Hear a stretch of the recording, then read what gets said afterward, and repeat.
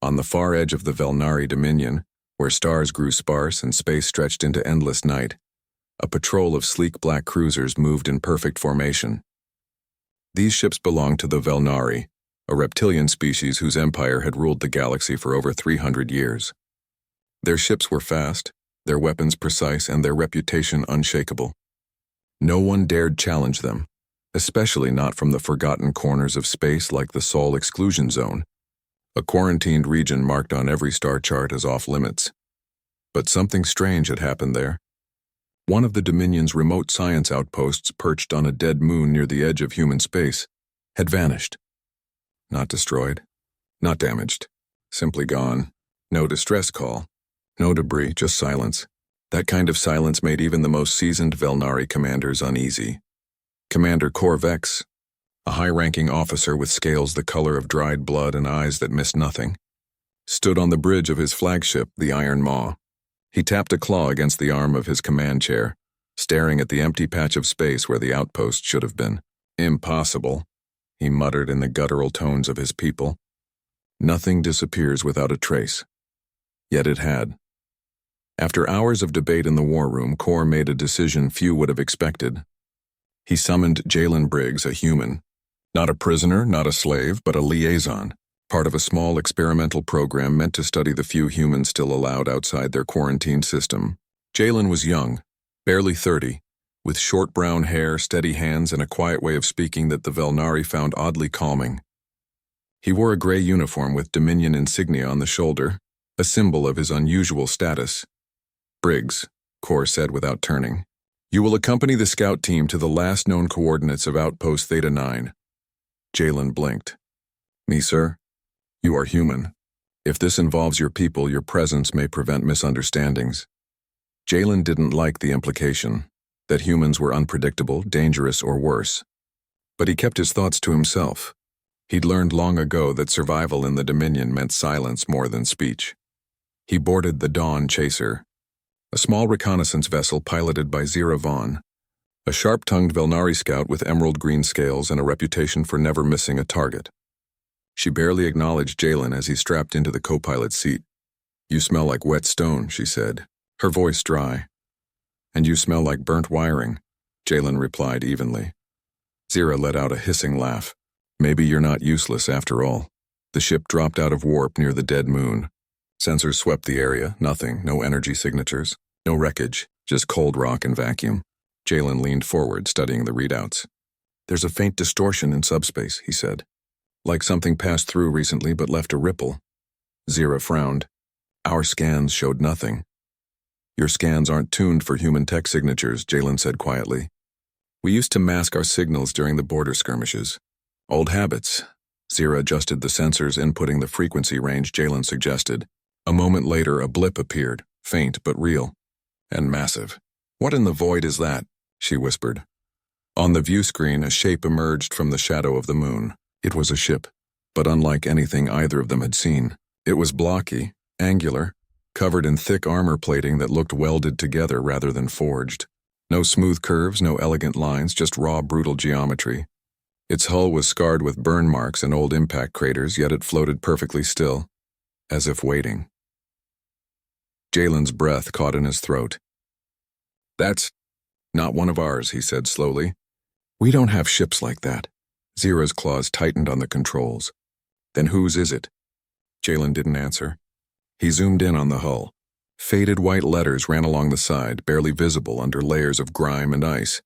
Yoon's Resolute. Below it, a smaller line. Project Ironclad, Earth Defense Fleet. His stomach dropped. Project Ironclad. He'd heard rumors of it back on Earth. Whispers from old military archives, stories told by veterans who'd lived through the last global war. It was supposed to be a myth, a desperate plan from a time when Earth feared invasion from the stars. They'd built warships meant to guard the solar system, armed with weapons so powerful they could level cities. But the project was scrapped, the record sealed. The ships supposedly scrapped or lost, yet here one floated, silent and alone in the middle of Dominion space. Scan it, Zira ordered, her voice tight. The sensors came back with readings that made no sense. The ship's power core was cold but not dead. Its weapon systems were offline yet primed. And its mass. It was far heavier than it should be for its size, as if packed with dense unknown materials. It's broadcasting nothing, Zira said. No comms. No life signs. But it's not derelict. Something's still running inside. Jalen stared at the image on the screen. The Resolute looked ancient yet somehow alive. Like a sleeping beast, we need to report this, Zira said, already opening a channel to the Iron Maw. But before she could speak, the Resolute's hull lights flickered once, twice, then went dark again. A low-frequency hum vibrated through the Dawn Chaser's hull, not loud enough to hear but strong enough to feel in the bones. Jalen's hand went to his comm. Commander Vex, this is Briggs. You need to see this now. Back on the Iron Maw, Core Vex listened in silence. When Jalen finished describing the ship, the commander didn't speak for a long time. Then in a voice colder than space itself, he said, "Do not approach it. Do not attempt contact. Hold position. I am sending reinforcements," but Jalen knew it was already too late. The galaxy had just changed. And it had changed because of a ship that shouldn't exist. As the Dawn Chaser held its distance, the Resolute remained motionless, a ghost from a forgotten war. Yet in the quiet of the void, something inside it stirred. Deep within its armored heart, a single system powered up. A voice, broken and old, whispered through dead speakers no one could hear. Threat detected. Stand by. Jalen didn't know it yet, but humanity's silence was about to end, and the galaxy would never be the same. The news of the strange human warship spread through the Velnari Dominion like fire through dry grass. Within hours, the High Conclave, the ruling council of the Empire, was in emergency session. The chamber, carved from black volcanic stone beneath the capital city of Xylos Prime, echoed with sharp voices and hissing arguments. Some elders demanded the ship be destroyed immediately. Others insisted it be studied. A few whispered that humanity had been hiding its true strength all along. Amid the chaos, two humans stood quietly in a side chamber waiting. Jalen Briggs leaned against a smooth obsidian wall, arms crossed, eyes tired. Beside him, Maya Ruiz tapped her fingers against a datapad, her dark eyes scanning reports that made little sense. She was shorter than Jalen, with curly black hair tied back and a sharp mind that had earned her a place in the Dominion's Xenolinguistics division. Unlike Jalen, who had been chosen for his calm under pressure, Maya had been selected for her ability to understand dead languages and old human codes. "You think they'll let us near it?" she asked, not looking up. "They have to," Jalen said. "We're the only ones who might understand what it is." Maya finally glanced at him. "Or they'll decide we're part of the threat and lock us in a cell." Before Jalen could answer, the chamber doors slid open. Commander Corvex entered, his scales dull with stress. "The Conclave has spoken," he said without preamble. "You will board the vessel. You will determine its origin, purpose, and whether it poses a danger. You have 6 hours," Jalen nodded. "What about weapons?" "You will carry none," Cor said firmly. "The ship's systems may react to aggression. And Briggs, do not touch anything unless you are certain." They were shuttled back to the dead moon in a heavily shielded transport. The Resolute still hung in silence, its massive form casting a long shadow over the barren surface.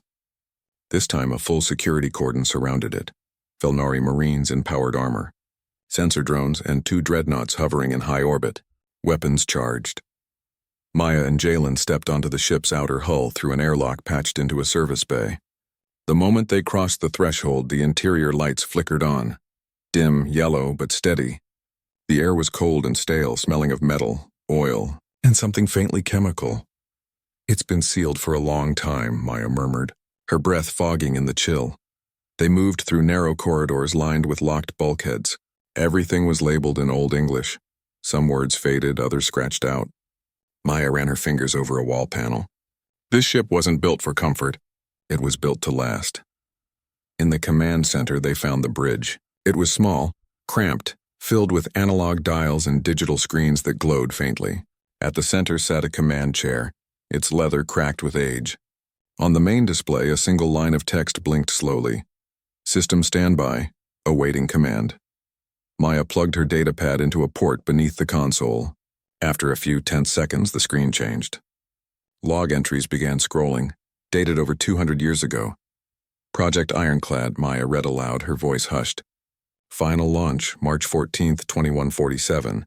Mission, Deep space deterrence. Objective, patrol outer Sol perimeter. Engage hostiles only if Earth is threatened. Jalen frowned. That was during the resource wars. Earth was tearing itself apart. Why send a warship into deep space then? Because they were scared, Maya said softly. Not of each other, but of what might be out here. She dug deeper. The log spoke of experimental fusion cores, railgun batteries capable of piercing asteroid belts, and an AI core named HELM, Human Emergency Logic Matrix. The ship had been launched with a skeleton crew of 12 all-volunteers. Their last transmission, sent just before they crossed the Kuiper Belt, was simple. We go silent now. If you hear from us again, it means the sky is burning, then nothing. For over 2 centuries, but the ship hadn't died. Its AI had kept it running on minimal power, drifting, waiting. And somehow it had ended up here, far beyond where any human ship should be. Suddenly, a voice crackled from a speaker overhead. It was rough, glitching, but unmistakably human. Identify. Maya froze. Jalen stepped forward. This is Jalen Briggs, human. We mean no harm. A pause. Then voice print. Not in registry. Biometric scan required. A panel on the console lit up. Maya placed her hand on it. A red beam swept over her palm. Seconds passed. Then the voice spoke again, clearer now. Biometric match. Homo sapiens. Earth origin confirmed. Welcome aboard, UN's Resolute. The main screen shifted. A map appeared, showing not just the local system, but dozens of faint signals scattered across the galaxy. Each one pulsed slowly like a heartbeat. What are those? Jalen asked. Maya's eyes widened. Other ironclad ships. They're all out there, sleeping. Before they could process this, alarms blared on the Velnari comms channel. Zira's voice cut through, sharp with panic. Briggs, Ruiz. Get out now. The Cathar are coming. Jalen spun toward the door. Who? The Cathar hegemony, Maya said, her face pale. They're the Dominion's worst enemy. If they've detected the Resolute's power signature, she didn't need to finish. The Cathar didn't negotiate. They consumed. Entire civilizations had been erased by their biomechanical fleets, ships that grew like tumors, weapons that injected corrosive spores into hulls, turning metal to rot. On the view screen, dots appeared at the edge of the system. Dozens, then hundreds, swarming like insects. Back on Xylos Prime, the conclave erupted. Some called for retreat. Others demanded the Resolute be destroyed before the Cathar could claim it. But Korvek stood firm. If that ship can fight, we must give it a chance. He ordered the Dominion fleet to form a defensive ring around the moon. But everyone knew it wouldn't be enough. The Cathar armada outnumbered them 3-1. Inside the Resolute, Maya worked frantically. The AI says the weapons are functional but locked. It needs a human command to activate. Then give it one, Jalen said. I can't just say fire. There are protocols, safeties, Maya, Jalen said, looking her in the eyes. They're coming to kill us all. This ship was built for this moment. Let it do its job. She took a deep breath. Then she placed both hands on the console. Helm, this is Maya Ruiz, authorization code Ironclad Echo 9. Activate primary defense systems. Target lead Cathar vessel. Fire when ready. For a heartbeat, nothing happened. Then the ship groaned. A deep, metallic sound like a giant waking from sleep. Lights blazed to full brightness. Power surged through the hull. Outside, the Resolute's main railgun turret rotated slowly, its barrel glowing with stored energy. On the bridge of the lead Cathar vessel, the commander, a hulking creature fused with living metal, sensed the shift. What is that energy spike? It hissed. Before anyone could answer, a beam of superheated tungsten shot across space. It struck the Cathar flagship dead center. The explosion was silent in the vacuum, but brilliant. A white-hot bloom that vaporized the ship in an instant. The rest of the Cathar fleet faltered. Confusion rippled through their formation. No one had ever destroyed one of their flagships with a single shot. In the Resolute's bridge, Maya stared at the screen, trembling. Jalen put a hand on her shoulder. You did it, but Maya wasn't looking at the wreckage. She was looking at the map. The other ironclad signals, 3 of them, had just brightened slightly, as if responding to the Resolute's activation.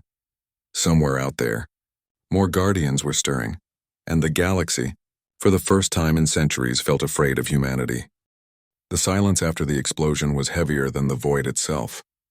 The Cathar fleet hung motionless for a full minute, their biomechanical ships twitching like wounded insects. Then as one, they turned and fled, vanishing into warp with a ripple of distorted space. The Dominion fleet, battered but intact, did not pursue. No one dared. All eyes were on the Resolute, still floating calmly near the dead moon, its railgun cooling in the dark. Back on Xylos Prime, the mood had shifted. Fear had turned to awe, and awe to something deeper, doubt. The Velnari had spent generations believing humanity was primitive, fractured, harmless. Now a single human warship had done what their entire border fleet could not: break the Cathar in one shot. In the high conclave chamber, voices that once called for destruction now spoke of alliance.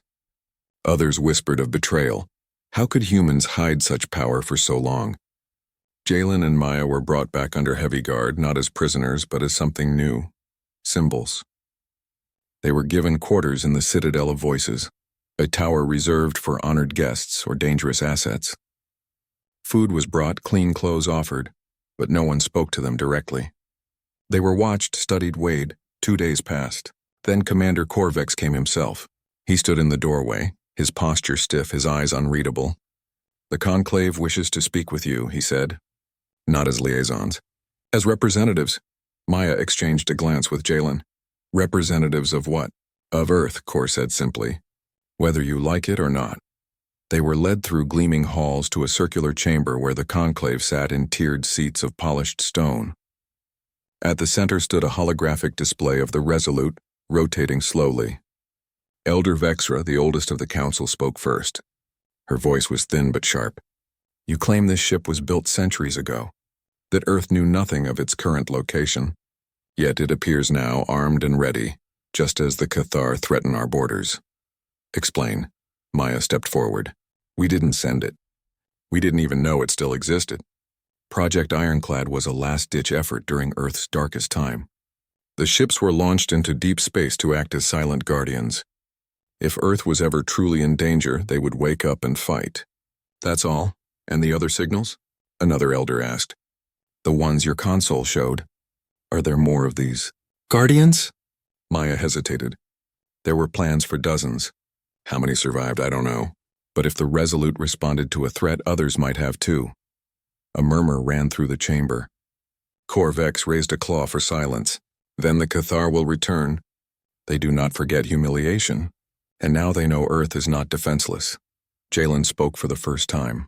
"Earth isn't planning war. We've been quiet for 200 years. We just want to be left alone." "But you are not alone anymore," Vexra said. "Your silence is broken, and the galaxy has heard." That night, alarms blared across Xylos Prime, not from the sky but from deep space. The Cathar had returned, not with a raiding party but with a full invasion force. And they were not alone. Rogue Velnari warlords, those who saw humanity as a threat to their power, had joined them. Together they formed a coalition of steel and spore, aimed not at the Dominion but at Sol itself. "They think Earth is weak," Cor told Jalen and Maya in a secure war room. "They believe the Resolute was a fluke, that if they strike fast they can crush your world before more ships awaken." Maya's hands clenched. "They don't understand. Earth isn't what they think." "Then show them," Cor said. "You must return to the Resolute. Not to fight here, but to send a signal. Wake the others." It was a desperate plan. The Resolute's long-range beacon could broadcast a coded pulse, one only other ironclad ships would recognize. But to do it, they needed to bypass layers of safety protocols designed to prevent accidental activation. And they had less than 12 hours before the enemy fleet jumped into Sol space. Jalen and Maya boarded a fast courier ship, escorted by 3 Velnari destroyers. As they approached the Resolute, the warship powered up again as if it remembered them. Inside, the AI greeted them with a calm voice. "Welcome back. Threat level, critical. Recommend immediate action." Maya worked at the console, fingers flying over keys. She entered command codes from old Earth archives, cross-referenced with fragments of ironclad protocol she'd pieced together from the logs. Jalen monitored external sensors. The enemy fleet was massing at the edge of the system. "They would jump soon. Almost there," Maya muttered. "Just need to override the final lock." A warning flashed on screen. "Unauthorized activation may trigger full combat mode. Confirm?" She looked at Jalen. He nodded. She pressed enter. A deep hum filled the ship. Then from the Resolute's dorsal array, a pulse of energy shot outward. Not visible, not loud, but powerful. It raced through subspace carrying a single message in a language only machines built on Earth would understand. Awaken. Defend. For a long moment, nothing happened. Then on the star map, 3 distant dots flared brightly, one near the Cygnus Rift, one in the ruins of the old trade belt, one just beyond Neptune's orbit. They were answering. Back on Xylos Prime, Kor watched the data stream. "They're coming," he said softly, but time was running out. The enemy fleet initiated its jump sequence. In Sol System, Earth's defenses were minimal: old orbital stations, a few patrol cutters, nothing that could stand against a combined armada. Yet as the first Cathar ships tore through the fabric of space near Mars, they did not find a helpless planet. They found a wall of steel.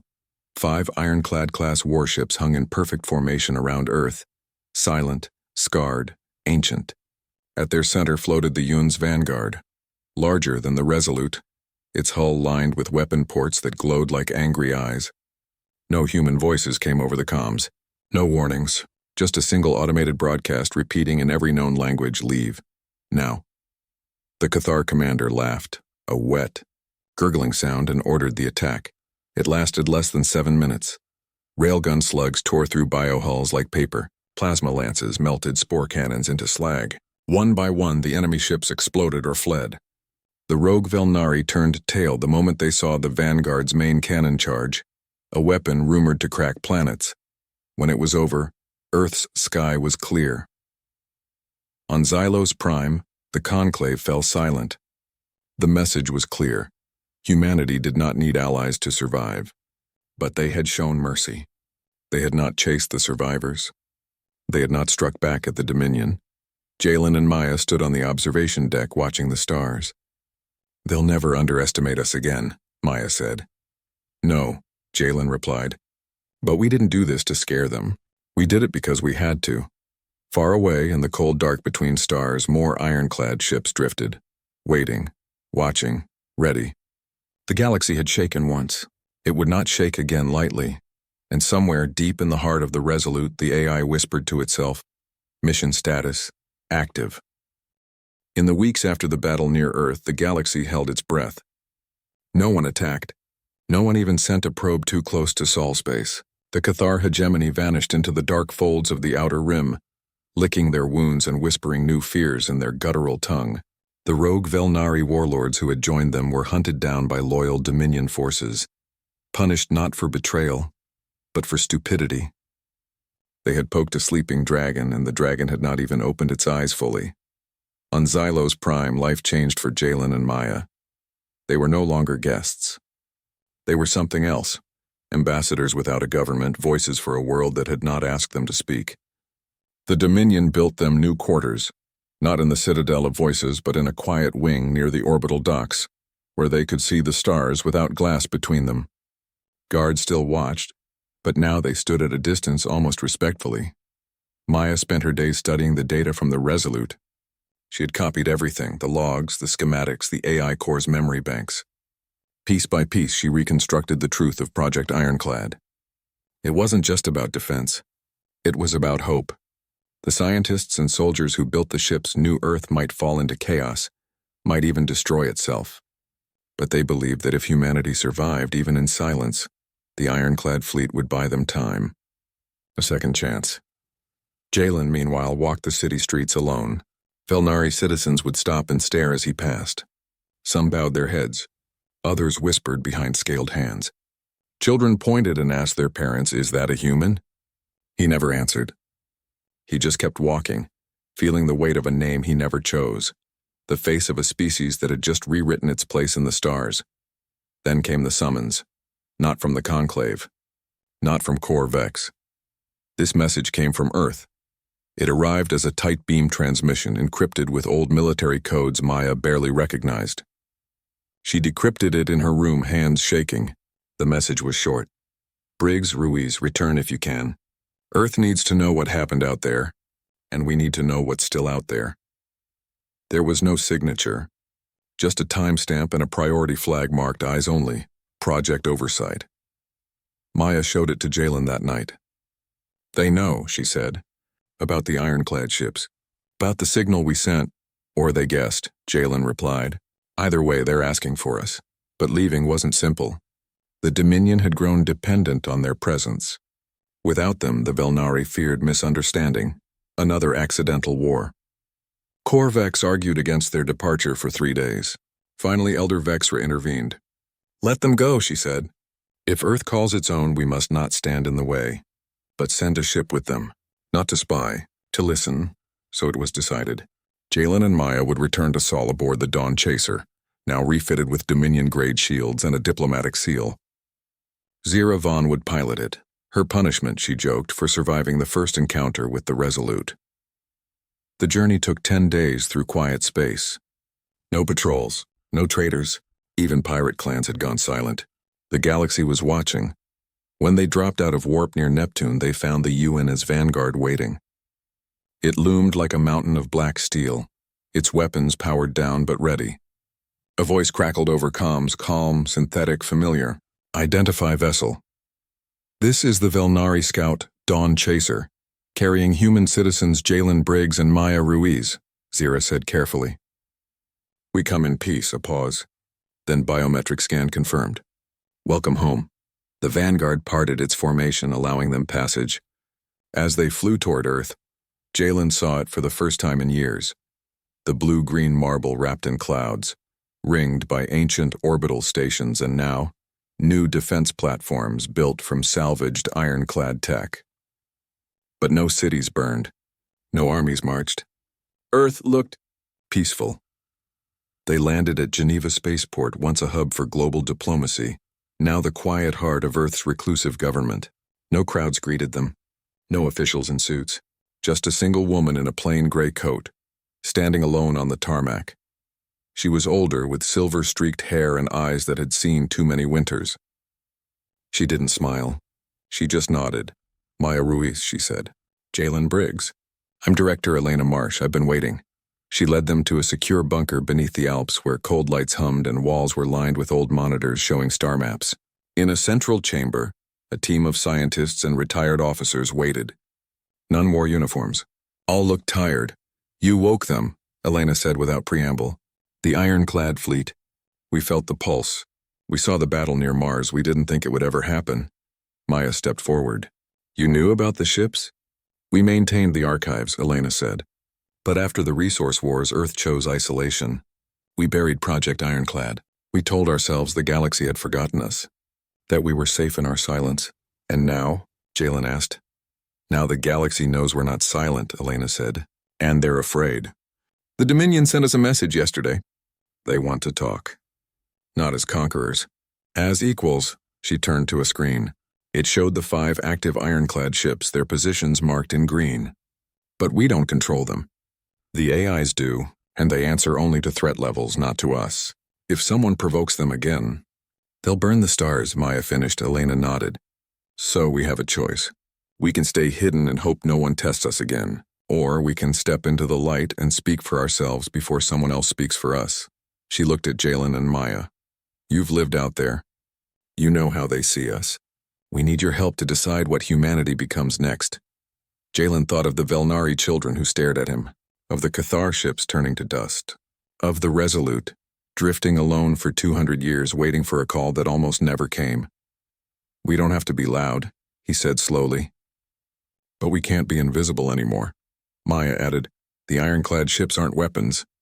They're promises. Promises that we'll protect what we are. But we have to show the galaxy who we really are, not just what we can destroy. Elena smiled for the first time. Then we start talking.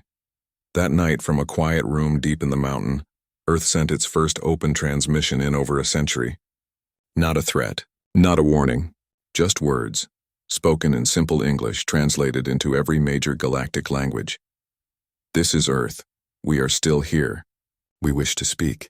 Across the stars, the Dominion listened.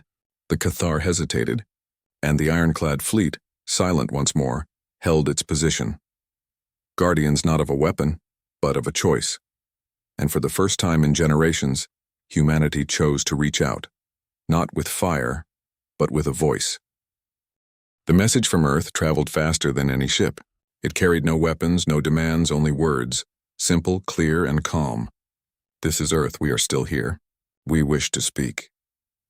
Across the galaxy, species that had long dismissed humanity as a footnote in cosmic history paused. The Velnari conclave replayed the transmission 3 times before Elder Vexra declared it genuine. The Cathar hegemony, still nursing their wounds, fell utterly silent. Even neutral trade worlds who had never cared about Earth began asking questions. On Xylos Prime, Jalen and Maya were summoned once more, not as outsiders but as bridges. They stood before the conclave not in borrowed uniforms but in simple Earth-made clothes, a quiet statement that they answered to their own world now. Corvex watched from the back of the chamber, his expression unreadable but his posture less rigid than before. Elder Vexra spoke first. You say you wish to talk, not fight. But your warships remain armed. Your AIs still guard your system like dragons over gold. How do we know this is not a trick? Maya stepped forward. Because we didn't chase your enemies after they ran. We didn't strike your worlds when we could have. The ironclad fleet exists to protect, not to conquer. If we wanted war, we would have started it long ago. Jalen added, we stayed silent because we were broken, not because we were weak. Now we're healing, and we'd rather build something than burn it. The conclave debated for 2 days. In the end, they agreed to open formal talks. Not treaties, not alliances, just conversation. A first step. Meanwhile, back on Earth, Director Elena Marsh coordinated with scientists, historians, and former diplomats, people who remembered how to listen as much as how to speak. They prepared data packets, not just about technology or defense, but about music, art, stories, food, the way humans laughed and mourned and dreamed. They sent these along with the next transmission. A quiet offering wrapped in light. The response surprised everyone. A small delegation from the Velnari arrived at the edge of Sol space, not in warships, but in a single unarmed vessel shaped like a folded leaf. Aboard was Corvex himself, accompanied by Zira Vaughn and 2 civilian scholars. They requested permission to visit Earth, not to inspect defenses, not to gather intelligence, to see a human city, to walk among ordinary people. Permission was granted. They landed in Kyoto, a city rebuilt after the old wars, where cherry trees still bloomed in spring and temples stood beside quiet streets. Corvex, who had commanded fleets and crushed rebellions, walked slowly through a garden, his claws brushing the petals of a flower. He said nothing for a long time. Then quietly, your world is soft. Maya, walking beside him, smiled. We used to think strength meant hardness. Now we know it means balance. That evening, over a meal of rice, fish, and tea served on simple ceramic plates, Kor asked a question no Velnari had ever asked before. Why did you not tell us you had the ironclad ships? Jalen answered. Because we were ashamed. We built them out of fear, not pride. And after the wars, we wanted to forget that fear, but forgetting almost got us killed. Kor nodded slowly. Fear is not weakness. Denying it is. The visit lasted 3 days. When the Velnari left, they carried more than data. They carried understanding. But not all corners of the galaxy welcomed peace. Deep in the Cathar hegemony, a faction of hardliners refused to accept Earth's rise. They believed the ironclad fleet was a bluff, that humanity was still fragile, that one strong push would shatter them. Led by Warlord Gorks, a creature fused with living metal and rage, they gathered what remained of their fleet and plotted a final strike. Not at Earth itself, but at the Resolute, still drifting near the old Dominion outpost. They believed if they could capture or destroy it, the myth of human power would crumble. They were wrong. Gorks's fleet jumped into the system under cloak, their bioships oozing corrosive mist as they closed in on the silent warship. But the Resolute was not alone. Hidden in the asteroid belt, the Yun Sentinel, another ironclad vessel, had been waiting. It had heard the pulse Maya sent weeks ago. It had come. Before the Cathar could fire a single spore, the Sentinel unleashed its main battery. 3 shots. 3 Cathar cruisers turned to vapor. The rest scattered, but the Resolute powered up, its railguns tracking them with cold precision. One by one, they fell. Gorks's command ship tried to flee. The Resolute locked on. A single message crackled over open comms, spoken in perfect Cathar dialect by the ship's AI. You were warned. Then silence. When the Dominion scouts arrived hours later, they found only wreckage. No survivors, no signals. just 2 human warships floating side by side, as if keeping watch over a graveyard. The message was clear to every power in the galaxy. Provoke Earth, and you vanish. After that, even the most stubborn warlords stayed away. Trade routes slowly reopened. Small human envoys began visiting neutral worlds, not with weapons, but with seeds, books, and recordings of children singing. The galaxy learned that humanity's strength was not just in its steel, but in its stories. Jalen and Maya returned to Earth for good. They were not made leaders or heroes in the old sense. They simply lived. Jalen teaching history at a university in Montreal. Maya working with engineers to help maintain peaceful contact with the ironclad AIs. They never gave interviews. They never sought fame. But when new species asked about Earth, the Velnari would say, "Speak to the humans gently. They do not shout. But when they answer, the stars listen." And far out in the dark, the ironclad fleet remained, silent, patient, ready. Not as weapons of war, but as guardians of a choice humanity had finally made, to be seen, to be known, and to stand tall without tearing others down. The galaxy had shaken once in fear.